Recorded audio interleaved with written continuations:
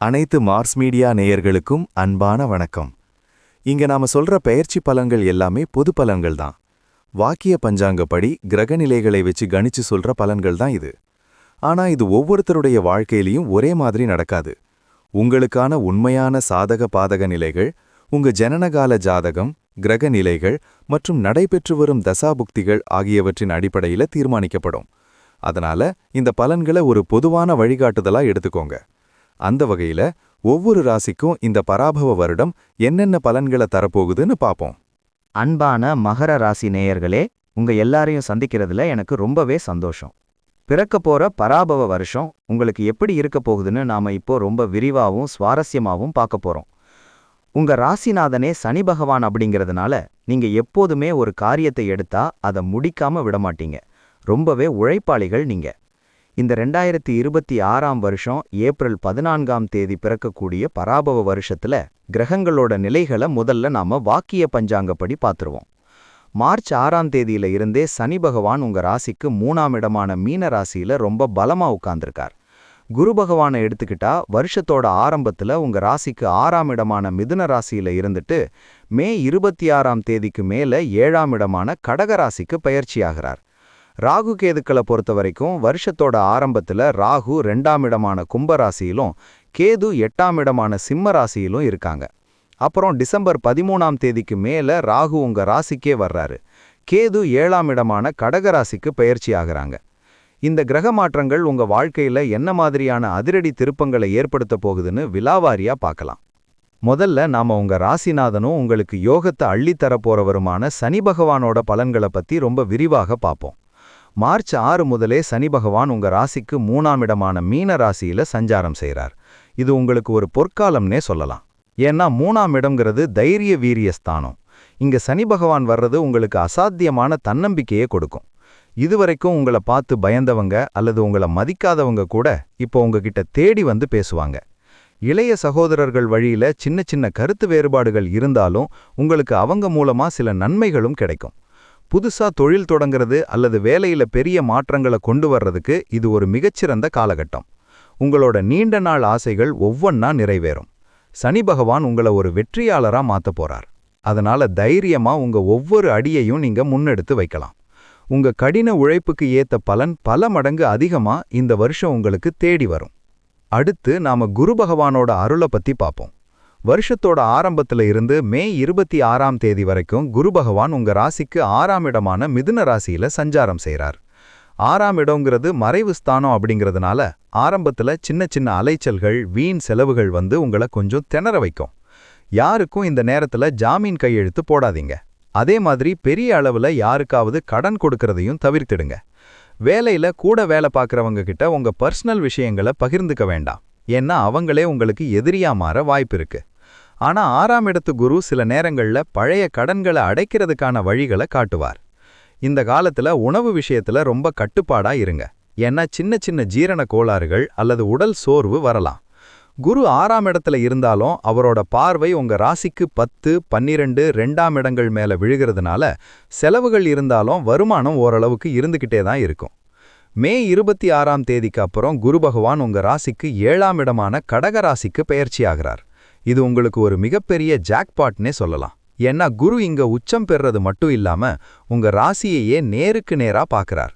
இதனால உங்க வாழ்க்கையில இதுவரைக்கும் இருந்த சோதனைகள் எல்லாம் முடிஞ்சு சாதனைகள் ஆரம்பிக்க போகுது. தடைபட்டு நின்னு போன கல்யாண பேச்சுவார்த்தைகள் இப்போ ரொம்ப வேகமா சுபமா முடியும். வாழ்க்கை துணையோட முழு ஒத்துழைப்பும் உங்களுக்கு கிடைக்கும். கணவன் மனைவிக்குள்ள இருந்த சின்ன சின்ன மனஸ்தாபங்கள் நீங்கி ஒருத்தர் புரிஞ்சுப்பீங்க. குழந்தை பாக்கியம் இல்லாத தம்பதிகளுக்கு குருவோட பார்வையால அழகான புத்திர பாக்கியம் உண்டாகும். உங்க முகத்துல ஒரு தனி தேஜஸ் வரும். மத்தவங்க மத்தியில உங்களோட மதிப்பு மரியாதை ஒரு படி மேல உயரும். தொழில்ல பார்ட்னர்ஷிப் வச்சிருக்கிறவங்க ஒருத்தர் புரிஞ்சுக்கிட்டு செயல்படுறதுனால லாபம் வேற லெவல்ல இருக்கும். நீங்க எடுக்கிற ஒவ்வொரு முயற்சியும் இந்த நேரத்துல வெற்றியில தான் போய் முடியும். அடுத்து நாம ராகு பகவானோட அருளை பத்தி பார்ப்போம். டிசம்பர் 13ஆம் தேதி வரைக்கும் ராகு பகவான் உங்க ராசிக்கு 2ஆம் இடமான கும்ப ராசியில இருக்கார். 2ஆம் இடம்ங்கிறது தனம், வாக்கு மற்றும் குடும்பத்தை குறிக்கும். இங்க ராகு இருக்கிறதுனால உங்க பேச்சுல கொஞ்சம் நிதானம் தேவை. ஏன்னா நீங்க யதார்த்தமா பேசுறது கூட மத்தவங்களுக்கு தப்பா புரிய வாய்ப்பு இருக்கு. குடும்பத்துல தேவையில்லாத வாக்குவாதங்களை தவிர்த்திடுங்க. யாரையும் குறை சொல்லாம இருக்கிறது குடும்ப அமைதிக்கு நல்லது. பணப்புழக்கம் நல்லாவே இருந்தாலும் செலவுகளும் அதுக்கேத்த மாதிரி வரிசை கட்டி நிற்கும். அதனால வரவுக்கேத்த மாதிரி செலவு செய்ய பழகுங்க. சேமிப்பு கரையற மாதிரி சில சூழ்நிலைகள் வரும். அதனால சிக்கனம் ரொம்பவே அவசியம். கண் மற்றும் பல் சம்பந்தப்பட்ட சின்ன சின்ன பிரச்சனைகள் வரலாம். உடனே டாக்டரை பார்த்து சரி செஞ்சுக்கிறது நல்லது.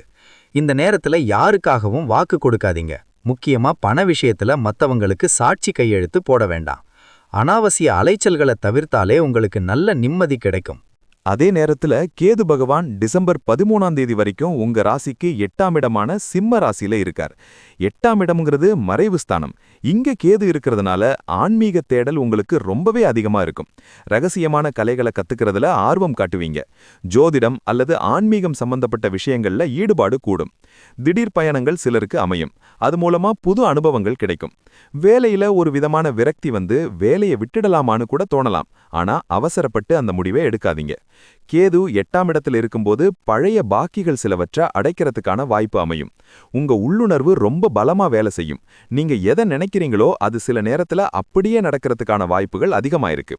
மத்தவங்க விஷயத்துல தலையிடாம உங்க வேலையில மட்டும் கவனம் செலுத்தினா இந்த சஞ்சாரம் உங்களுக்கு பெரிய அளவுல பாதிப்பை கொடுக்காது. மனசுக்கு ஒரு விதமான முதிர்ச்சியே இந்த கேது பகவான் கண்டிப்பா கொடுப்பார். டிசம்பர் 13ஆம் தேதிக்கு அப்புறம் நடக்க போற ராகு பெயர்ச்சியில ராகு பகவான் உங்க ராசிக்கே வர்றார். இதை நாம ஜென்ம ராகுன்னு சொல்லுவோம். ராகு உங்க ராசிக்கு வரதுனால உங்களோட சிந்தனைகள் ரொம்ப வேகமா இருக்கும். எதையும் புதுமையா செய்யணும்னு நினைப்பீங்க. ஆனா அதே சமயம் சின்ன சின்ன தலைவலி அல்லது மனக்குழப்பங்கள் அப்பப்ப வந்து போகும். வண்டி வாகனங்கள்ல போகும்போது ரொம்ப நிதானமா இருங்க. ஏன்னா ராகு சில நேரத்துல உங்களை அவசரப்பட வைப்பார். புதுசா ஏதாச்சும் பிளான் பண்ணீங்கன்னா அதை ஒரு முறைக்கு 2 முறை யோசிச்சு செய்யுங்க. மத்தவங்க சொல்றதை கேட்டு உடனே எந்த முடிவும் எடுக்காதீங்க. ராகு உங்க ராசியில இருக்கும்போது உங்களோட வெளித்தோற்றத்துல சில மாற்றங்களை கொண்டு வருவீங்க. ரகசியமான சில திட்டங்களை போட்டு அதுல வெற்றி பெறறதுக்கு முயற்சி செய்வீங்க. இந்த நேரத்துல ஆன்மீகமும் தியானமும் உங்களுக்கு பெரிய அளவுல கை கொடுக்கும். மத்தவங்க கிட்ட பழகுறப்போ கொஞ்சம் நிதானத்தை கடைபிடிச்சா இந்த ஜென்ம ராகுவால உங்களுக்கு பெரிய அளவுல தொந்தரவு இருக்காது. அதே டிசம்பர் 13ஆம் தேதிக்கு அப்புறம் கேது பகவான் உங்க ராசிக்கு 7ஆம் இடமான கடக ராசிக்கு பெயர்ச்சியாகிறார். ஏற்கனவே இங்க குரு உச்சம் பெற்று இருக்கிறதுனால கூடவே கேதுவும் சேர்றது ஒரு விசேஷமான அமைப்பு. இது உங்களுக்கு வாழ்க்கை துணை வழியில சில ஆன்மீக ஈடுபாடுகளை கொண்டு வரும். மனைவியோ அல்லது கணவனோ ஆன்மீகத்துல அதிக நாட்டம் காட்டுவாங்க. பார்ட்னர்ஷிப் பிசினஸ் பண்றவங்க கணக்கு வழக்குகளை ரொம்ப தெளிவா வச்சுக்கணும். ஏன்னா சின்ன சின்ன சந்தேகங்கள் வந்து போக வாய்ப்பு இருக்கு. வெளியூர் அல்லது வெளிநாட்டு தொடர்புகள் மூலமா சில புதிய வாய்ப்புகள் தேடி வரும். கேது 7ஆம் இடத்துல இருக்கும்போது பொது வாழ்க்கையில இருக்கிறவங்களுக்கு ஒரு விதமான தனிமை உணர்வு வரலாம். ஆனா அதை தாண்டி நீங்க சாதிப்பீங்க. குருவோட துணை இருக்கிறதுனால கேதுவோட கெடுபலன்கள் எதுவும் உங்களை அண்டாது. மத்தவங்க மத்தியில உங்களோட செல்வாக்கு குறையாம குரு பகவான் பார்த்துப்பார். இந்த பெயர்ச்சி உங்களுக்கு ஒரு பக்குவமான வாழ்க்கையை கத்துக் கொடுக்கும். தொழில் மற்றும் பொருளாதாரத்தை பொறுத்தவரைக்கும் இந்த வருஷம் மகர ராசிக்காரர்களுக்கு ஒரு அருமையான வருஷம்னே சொல்லலாம். மே மாசம் வரைக்கும் கொஞ்சம் நிதானமா இருந்தாலும் குரு பெயர்ச்சிக்கு அப்புறம் உங்க பேங்க் பேலன்ஸ் கிடிகிடுன்னு உயர ஆரம்பிக்கும். தொழில்ல புதுசா முதலீடு பண்ணணும்னு நினைக்கிறவங்க ஜூன் மாசத்துக்கு அப்புறம் தாராளமா பண்ணலாம். ரியல் எஸ்டேட், இரும்பு மற்றும் சிமெண்ட் சம்பந்தப்பட்ட தொழில் பண்றவங்களுக்கு இந்த வருஷம் லாபம் தாறுமாறா இருக்கும். உத்தியோகத்துல இருக்கிறவங்களுக்கு பதவி உயர்வும் சம்பள உயர்வும் தேடி வரும். மேலதிகாரிகள் கிட்ட உங்களுக்கு ஒரு நல்ல பேர் கிடைக்கும். வேலை தேடிட்டு இருந்த இளைஞர்களுக்கு அவங்க தகுதிக்கு ஏத்த மாதிரி ஒரு பெரிய கௌரவமான வேலை கிடைக்கும். பழைய கடன்களை அடைக்க இது ஒரு பொன்னான சந்தர்ப்பமா இருக்கும். கையில எப்பவும் பணப்புழக்கம் இருந்துகிட்டே இருக்கும். குடும்பத்துல சுபகாரியங்கள் தடபுடலா நடக்கும்.